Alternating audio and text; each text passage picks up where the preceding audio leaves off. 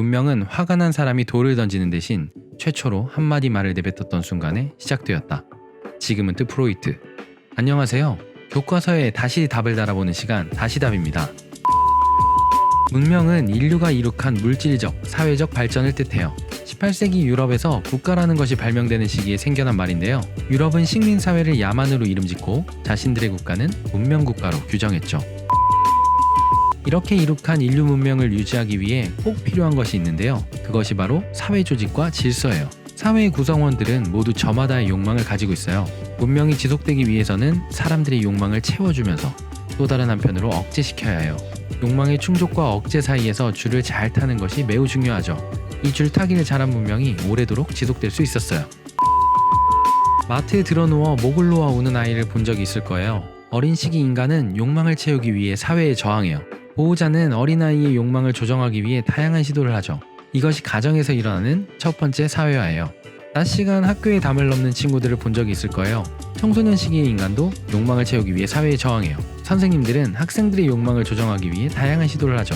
이것이 학교에서 일어나는 두 번째 사회화예요. 두 번째 사회화는 어른이 되고 나서도 지속적으로 작동하는데요. 일하는 시간보다 커피를 마시는 시간이 길거나 스마트폰에서 눈을 떼지 못하는 동료를 본 적이 있을 거예요. 어른이 된 인간도 사회화로부터 자유로울 수 없어요. 사장님들은 직원들의 욕망을 조정하기 위해 다양한 시도를 하죠. 이렇게 인간은 살면서 끊임없이 사회화되어 가요. 사회화를 바라보는 데는 크게 두 가지 시선이 있어요. 첫 번째는 기능론이에요. 기능론은 사회화를 긍정적으로 바라봐요. 사회의 구성 요소들은 각각 고유의 역할을 수행함으로써 사회 전체의 유지와 통합에 기여한다고 주장하는 이론이에요. 수많은 사람들의 욕망이 뒤얽힌 복잡한 세상이 잘 굴러가기 위해서는 사람들이 지식, 기능, 가치, 태도 등을 배우는 사회화가 필요하다는 생각이죠. 사회규범은 사회 구성원들이 상호 합의한 것이기 때문에 당연히 지켜야 한다는 입장이고요. 그렇게 사회의 수많은 규칙들이 지켜지기 때문에 사회의 질서가 유지되고 안정적으로 운영될 수 있다고 봐요. 일반적으로 사회 변동의 부정적인 보수적인 입장으로 볼 수 있어요. 두 번째는 갈등론이에요. 갈등론은 사회화를 부정적으로 바라봐요. 갈등론자들은 사회를 지배 집단과 피지배 집단으로 나누는데요. 이 둘 사이의 대립과 갈등은 필연적이라고 생각하죠. 그래서 사회화는 기득권의 이익을 피지배 계급에 주입하는 수단에 불과하다고 주장해요. 사회규범은 지배 집단의 기득권을 보장하기 위한 강제적 체제에 불과하다는 입장이죠. 기득권이 지배하는 사회를 유지하는 데 있어서 유리한 지식과 기능 그리고 가치를 학습시킴으로써 불평등한 사회를 재생산한다고 봐요. 일반적으로 개혁을 주장하는 진보적인 입장으로 볼 수 있어요. 기능론과 갈등론의 충돌은 곳곳에서 일어나는데요.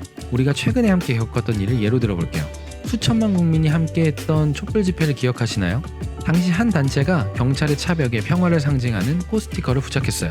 꽃 스티커를 주변 시민들에게 나눠주기도 했죠. 경찰 차벽은 빠르게 꽃 스티커로 덮여갔어요. 그런데 얼마 지나지 않아 몇몇 시민들은 경찰 버스에 붙은 꽃 스티커를 떼기 시작했어요. 별것 아니라고 생각할 수 있을 만한 꽃 스티커가 시민사회의 정치적 표현과 질서의 유지 사이에서 뜨거운 논쟁을 불러왔죠. 경찰 차벽에 붙은 스티커를 스스로 제거한 시민들의 생각은 이랬어요. 공공재인 경찰 버스를 훼손하는 것은 불법이고 스티커를 붙이는 불법 행위는 준법, 평화 시위를 추구하는 촛불 집회에 적합하지 않다는 것이죠. 정치적 표현도 법의 테두리 안에서 해야 한다는 주장이에요. 한마디로 기능론적인 입장이라고 할 수 있죠. 반면 당시 스티커를 제작한 이강문 작가는 인터뷰에서 이렇게 밝혔어요. 당연하게 여겨지고 있는 경찰의 차벽 설치에 대해 폭력적이진 않지만 위법 시위를 통해 저항하기 위한 방법으로 꽃 스티커를 생각해냈다고 말이죠. 평화 시위라는 것도 기득권의 논리이고 이를 꼭 따를 필요는 없다는 주장이에요. 이는 갈등론적 입장이라고 할 수 있죠.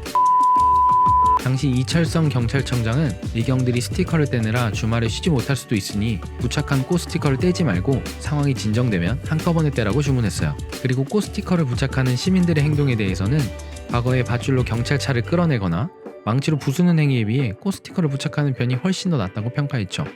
여러분은 어떤 입장에 더 동의하시나요? 여러분의 의견을 댓글로 남겨주세요.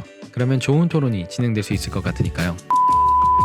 문명은 사회조직과 질서라는 것을 발명해냈어요. 사회화는 이러한 사회조직과 질서를 몸에 익히는 과정이에요. 우리는 가정, 학교, 회사 등을 통해 평생 쉬지 않고 사회화를 경험하죠. 그리고 사회화의 과정에서 다양한 사람, 환경, 규칙 등을 만나게 돼요. 반복되는 사회화의 경험을 통해 사회를 바라보는 관점, 즉 사회관이 형성되게 되죠. 사회관은 자세히 들여다보면 사람의 숫자만큼이나 다양하지만 가장 대표적인 두 가지로 기능론적 관점과 갈등론적 관점을 들 수 있어요. 사회를 바라보는 두 가지 관점은 서로 영향을 주고받으며 사회의 발전 방향과 속도를 결정해 나가죠. 다음 시간에는 청소년기의 사회와 중2병에 대해 다룰 예정이에요.